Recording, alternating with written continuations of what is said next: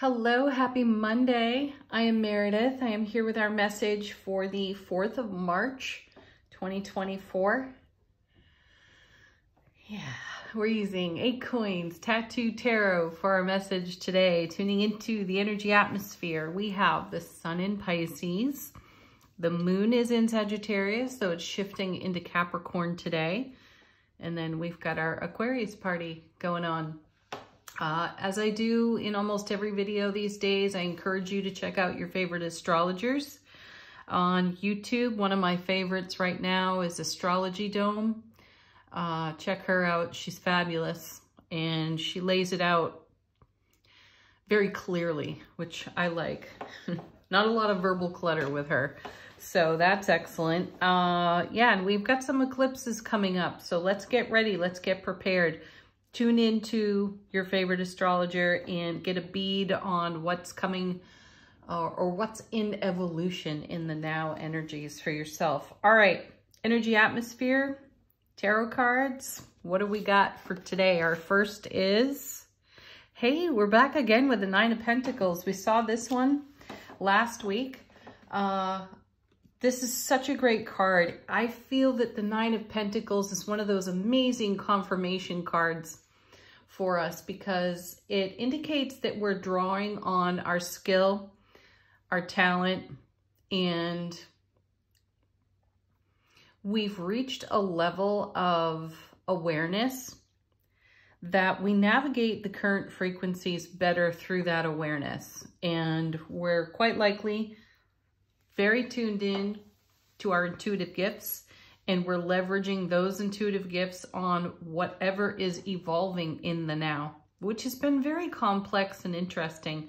There hasn't been one single person that I've spoken with in recent days who has not confirmed for me that one of their greater challenges is self-relationship.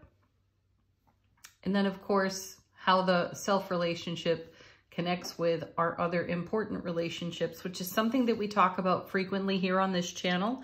So as we start our reading with the Nine of Pentacles, what I'm witnessing in the cards is our self-sovereignty. And this is us being connected within our own heart space, fully aware of our self-relationship and what we bring to every environment. So let's see what it's connecting to. This is a card of great generosity of spirit, and it's a card of interdependence.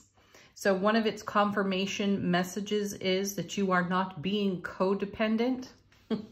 For those of you who think you are, this card will point out where you're doing it too. Next in the lineup, wow, another nine of Wands. For me, this is the we're about to do some spiritual heavy lifting card. This card speaks to, first of all, this double nines to start the reading with, but this card speaks to our endurance and our fortitude. And it indicates that we've long been in our spiritual journey with specific topics. And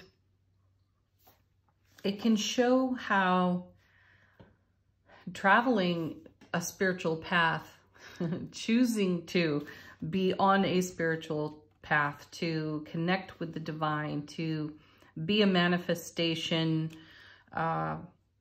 master, is not necessarily for the faint of heart. It's going to take all of your strength, and it is going to expand your awareness. And in the expansion of one's awareness, this is where we achieve self-sovereignty and interdependence, which is fabulous, though blood, sweat, and tears typically goes into that process. So we've got confirmation that we may be drawing on the interdependent energy within the Nine of Pentacles as we approach some level of fulfillment with this Nine of Wands. So what I'm sensing here is there's going to be some kind of spiritual push. Like we are going to have to push through some energies that will feel mildly uncomfortable. This could mean that we're going to have some challenging conversations. And what does it take to be a self-sovereign, interdependent person? It takes amazing authenticity and the courage to be vulnerable without defensiveness. Think about that for a moment. Think about how quickly, how readily you have defended your position, whatever that may be, in prior experiences, and now consider how you don't defend it at all, which means that you're not really explaining yourself. You don't owe anyone an explanation for anything. So that's a wonderful personal empowerment in the evolution of your journey. Let's see what comes next. And this is just the kind of thing that the Aquarius energy is bringing our attention to. You know, we've got Pluto direct in Aquarius right now. And this is a sign, this is a planet that stimulates the depths of our relationship to the all that is. And anything that stands in our way of living fulfilled, being in our strength, finding our fortitude, using our endurance to bring something to fulfillment is going to get run through this beautiful energy of Pluto in Aquarius. And we're going to go deep into self-relationship, which is rather huge, and we're all feeling it to some degree right now. My guides are perking up, and they're encouraging me to encourage you to be mindful of the things that you say in your inner dialogue. What's circling? What thoughts are you having on repeat? And 2, how are you speaking over your life right now? Because the manifestation energy is really high. And we've experienced that for many weeks, though I sense a turning point in these first 2 cards. Things are about to go even deeper. And if you're getting down to the roots and into the energies that support your foundation at their deepest points, right? You have an opportunity to anchor energies in a way that really serve you for a couple of decades to come. So you'll want to be really present with what you're thinking. What are you saying out loud? How are you communicating with the multiverse? And this is why I think we're seeing this 9 of Pentacles with this 9 of Wands here, because both of these cards are indicative of being close to fulfillment, coming to the end of a cycle. And it's pivotal right now for us to engage our happiness and our legacy of happiness. What is your language like in your inner dialogue? Because whatever's going on there is what you're going to manifest. So if it's a bit of a shit show right now, clean it up and consider how you're speaking over your life in the grandest way possible, because in the grandest way possible is the way you're going to manifest it. So I don't say that like, you know, in an ultimatum sort of way. Just be really awake, aware, and alert right now, because your power to manifest is profound. Next set, 2 cards. First is the Hierophant. See, yes. Energies weaving together. This is number 5 out of the major arcana. And this is a card where we take a look at our tradition. And does our tradition support us? You know, just because you've done something your whole life long does not necessarily mean you need to continue doing it. And does it serve your ultimate fulfillment here? The Hierophant is a great card for pointing out old patterns too. So again, this is encouragement to be awake, aware, and alert, and in consideration of how you are charging your energy field, which in turn charges your foundation and creates more of whatever is going on in the now. So if you are particularly challenged or somewhat worn out from your journey, like this character here on the 9 of Wands, this is a moment for self-care right here. What do you need right now? What can you give to yourself that brings you more in keeping with the image you see here on the Nine of Pentacles? And know that you have the ability to make this happen. So if you feel weary in some way of your journey, mind what you're saying over it and how you're speaking over it, because you're charging the energy field with your verbalization. Whether that's a silent conversation that's going on inside the confines of your own mind, or if you're actually saying it out loud. And the Hierophant here is a bit of a creator energy in this lineup of cards, because we're taking a look at things that we've done by rote, that we've done by habit, and we're asking ourselves, does this serve and does this meet me in the way I desire to be met? Am I being met in the way I'm showing up? And is the way I'm showing up exactly the way I would like to be met in the now? So if basically what I'm saying is, if you're bitching, moaning, griping about anything going on in your life, you have an opportunity to anchor that bitch, moan, and gripe. Do you really want to? How are you traditionally serving that energy? When instead you might actually just need some self-care, some TLC, right? Or to ask for what you need from those closest to you.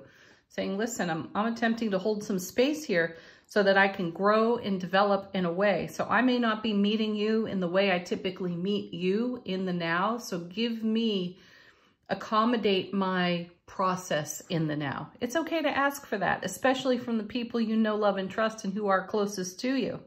Also, this is a great opportunity to bounce ideas off of the people you know, love, and trust, and who are closest to you, right? So instead of making complaints or using some old ego-driven language as you speak over your world, use the energy of the Hierophant here to make change, because it is a 5. 5s are about change. 5s will identify conflict for you. So if there's something going on in your environment that you are not in harmony with, recognize that you're responsible for it, and then be responsible and do something about it. Excellent. And then our next card is the 3 of Wands, because what are we doing? We are building our vision. We're staring at our horizon. This is the card right before the 4 of Wands, which is the happiest card in the minor arcana.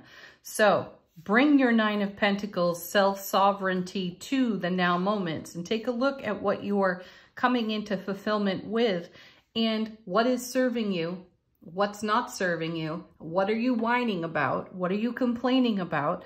How is your ego attempting to take the wheel through that whining and or complaining? And I know these words are a little bit more harsh than I would normally utter here on the channel, but this kind of message has come out so often for us to pay attention, to listen up, to really be responsive to our self-relationship and express that in a way that fulfills us. And if we're not doing that, then we're missing a great opportunity. And then we have the Fool. Yes, because we want to take a leap of faith into our horizon here. And what's going to hold us back is anything that is of an old frequency, that's ego, vulture thought, picking away all the reasons why you should not do this, that, or the other thing. It's really time to shake that off and step forward boldly like the Fool. I love that the Fool is blindfolded here too, because that's what a leap of faith is all about. You have an idea, you have a destination, you got to take a jump, but you don't exactly know where you're going to land. Why don't you simply trust that you will land on your feet and develop something miraculous for yourself here? Or hang out in this 9 of Wands, do a little more sorting, give it a little more time. There's the grace of that as well, not measured time, divine time. And put some energies to rest that need to be put to rest. And then the final card is the Chariot. Perfect, because you want to move ahead dynamically. And that's what will happen when you take a leap of faith. toward your horizon after you unburden yourself of older energies that are too dense, that would anchor you to something that does not serve the vision that you hold and the direction that you're going. Let's see what's on the bottom of the deck. How is the universe supporting us in this dynamic arrangement of cards in this unique energy atmosphere? Also, Chariot's number 7 out of the major arcana, which all the 7s are about bringing heaven to earth. So you want to move dynamically into bringing heaven to earth to your own foundation. And that's going to take you doing some self-examination here with this 9 of Wands and Hierophant energy so that you can build on the vision that you have here in the 3 of Wands.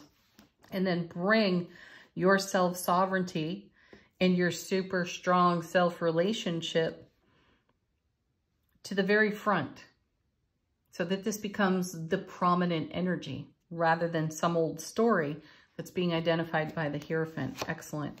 Okay, how are we being served behind the scenes by the universe? There's the lovely 3 of Swords. Just what I was talking about over here, this part of the reading. If you've got some old business, if you've got some old stories, 3 of Swords is pain, loss, and sorrow of the past. Are you going to use the pain, loss, and sorrow of the past? And the past might even be yesterday, right? Are you going to use that energy to attempt to fulfill the dream, the vision, the goal, the horizon for yourself? This isn't actually going to work. So it's the awareness of prior challenge that created the situation with the 9 of Wands that strengthened you, gave you endurance, gave you the fortitude to keep going, right? Fantastic energy there. Use it. Don't wallow in it, is the message that I get. And now another 3 of Pentacles, because you're building something that stands the test of time. And that's interesting because we've got double 9s here at the beginning of the main body of the reading. And now we have double 3s from the bottom of the deck. So 3 is a number that we build on. And we've got 3 3s in the reading here as well. 3 of Swords, 3 of Coins, 3 of Wands. So we are being divinely guided through the energy atmosphere of the day. And we're being encouraged to take a dynamic leap of faith and move along without hesitation on this spiritual journey, on this path, because we are building something that stands the test of time. We're witnessing it here in the 9 of Wands.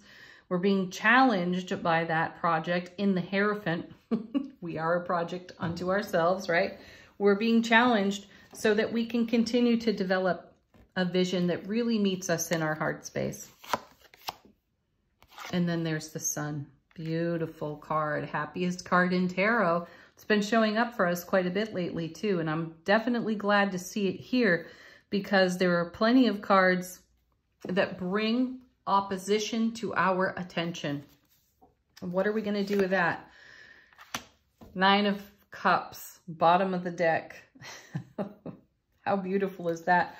Followed by the 6 of Wands. Gorgeous energy there because 6 of Wands is success, victory, homecoming to your own heart space. So that's the message today. You want to bring your dreams to light in the brilliant clarity of the sun. You must learn from prior experience, which is what the 3 of Wands, 3 of Swords, 9 of Wands, Hierophant are bringing to our attention today. And we're to meet that energy in our self-sovereign relationship in the 9 of Pentacles.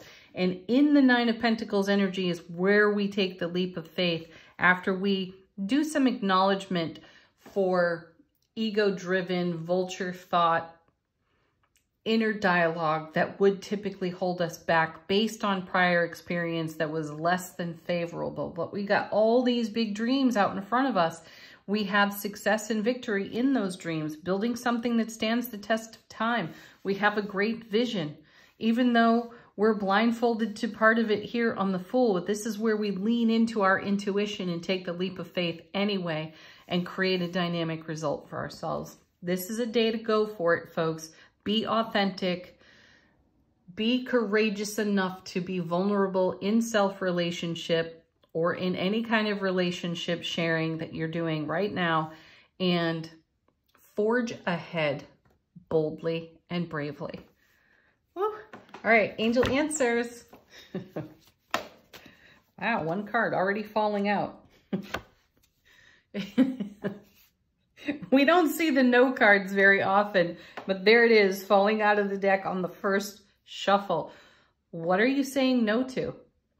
Likely it's an old story that would keep you that would keep you in the ego speak. Next, there's something better. You know it. You absolutely know that, and that is what has encouraged you to build on your vision here in the Three of Wands. And this is eventually what brings you the success you're looking for in your Nine of Cups. Ace of Cups to the power of 9, overflowing love, bliss, joy, happiness in the brilliant clarity of the sun. You know that that's the something better. This is a day to go for it, Chariot. Perfect, right? Take action. One more.